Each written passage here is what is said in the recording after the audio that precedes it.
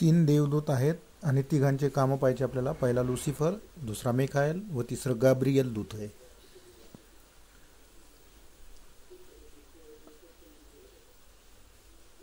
पहिला लुसिफर आहे. लुसिफराचं काम काय आहे ते पहिलं जाणून घेऊया.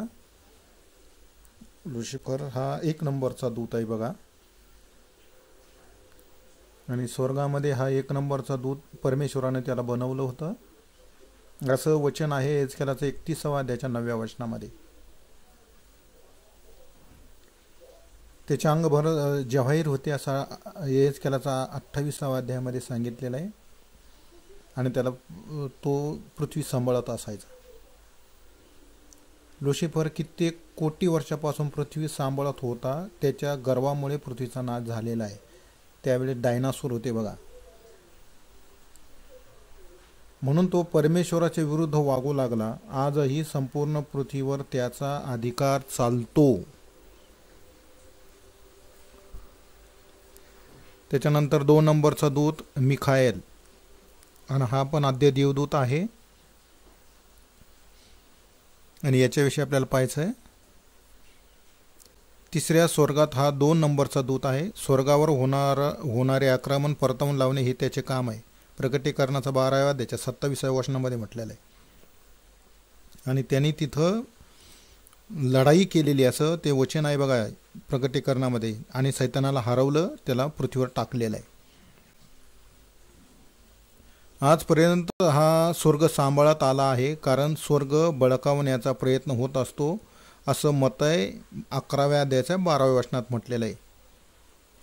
त्याच्यानंतर 3 नंबरचा दूत जो गाब्रिएल आहे त्याच्याविषयी आपल्याला पाहायचं आहे.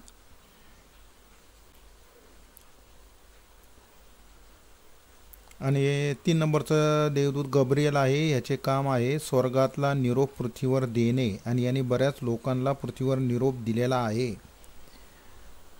त्याचं एक उदाहरण आपण पाहतो की माराबाईला पण तो निरोप घेऊन आला होता. आणि अशा प्रकारे त्यांनी बऱ्याच लोकांना निरोप दिलेला आहे बघा. आणि एक निरोप त्यांनी जुन्या करारामध्ये आपण पाहिलं तर दानिएलाला त्यांनी तो निरोप दिलेला आहे. त्या दानिएलाच्या याच्यामध्ये 9व्या अध्यायाच्या 21व्या वचनामध्ये दानिएलाला त्याने निरोप दिलेला आहे. हे 3 देवदूत बघा. लुसिफराचं काम पृथ्वी सांभाळणे, मिखाएलाचं काम स्वर्ग सांभाळणे आणि गाब्रिएलाचं काम निरोप देणे, पृथ्वीवर निरोप देणे हे 3 देवदूतांचे काम होते. या 3 देवदूतापैकी 2 देवदूत मानवात असतात. ते आपल्या शरीराला चालवीत असतात. कसे ते पाहू. दयासनावर देवदूताच्या प्रतिमा कर असे परमेश्वराने मोशेला सांगितले होते. निर्गमाचा 25वा अध्याय 8 ते 20 वचनामध्ये लिहिलेलं आहे बघा हे वचन. आणि त्याने ज्यावेळेस तो कोश तयार केला त्या कोशावर जे झाकण होतं त्याला म्हणतात दयासना. त्या दयासनावर 2 देवदूतांची प्रतिमा केल्या होत्या बघा, मिखाएल आणि लुसिफर.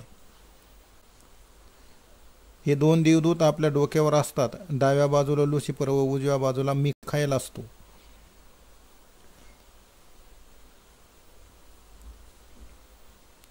आत्म्याला मिखाएल चालवतो व शरीराला लुसिफर चालवतो. असे 2 नियम आहेत असं रोमकराच्या पत्रामध्ये 7व्या अध्यायाच्या 22-23 वचनामध्ये म्हटलेलं आहे.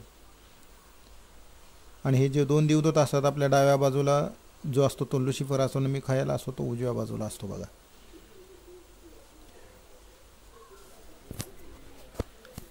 आपण 87% लुसिफराचं ऐकत असतो आणि 13% मिखाएलाचं ऐकत असतो.